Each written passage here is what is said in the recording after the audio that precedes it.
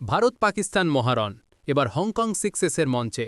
আর কি রুদ্ধশ্বাসে একটি ম্যাচ আমরা দেখলাম।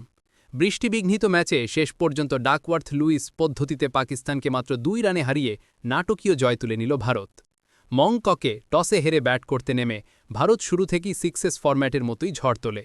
রবিন উথাপ্পা মাত্র 11 বলে 3টি ছক্কা ও 2টি চারে 28 রানের এক বিধ্বংসী ইনিংস খেলে দুর্দান্ত সূচনা এনে দেন। তাকে যোগ্য সঙ্গ দেন ভারত চিপলি 13 বলে 24। শেষে অধিনায়ক দীনেশ কার্তিকের 6 বলে 17 রানের বিস্ফোরক ক্যামিওতে ভারত নির্ধারিত 6 ওভারে 4 উইকেটে 86 রানের বিশাল স্কোর গড়ে তোলে। পাকিস্তানের পক্ষে মোহাম্মদ শাহজাদ 2টি উইকেট নেন। 87 রানের বড় টার্গেটে নেমে পাকিস্তানও পাল্টা আক্রমণ শুরু করে। খাজা নাফে 9 বলে 18 অপরাজিত এবং আব্দুল সামাদ 6 বলে 16 অপরাজিত। ভারতীয় বোলারদের উপর চড়াও হন।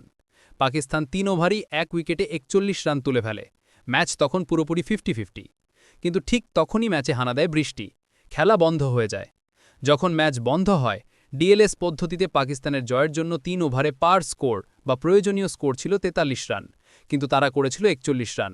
ফলে মাত্র 2 রানের ব্যবধানে রুদ্ধশ্বাস এই ম্যাচটি জিতে নেয় টিম ইন্ডিয়া। খেলাধুলার সব খবরের জন্য দ্য স্পোর্টস রিপোর্টের সাথেই থাকুন।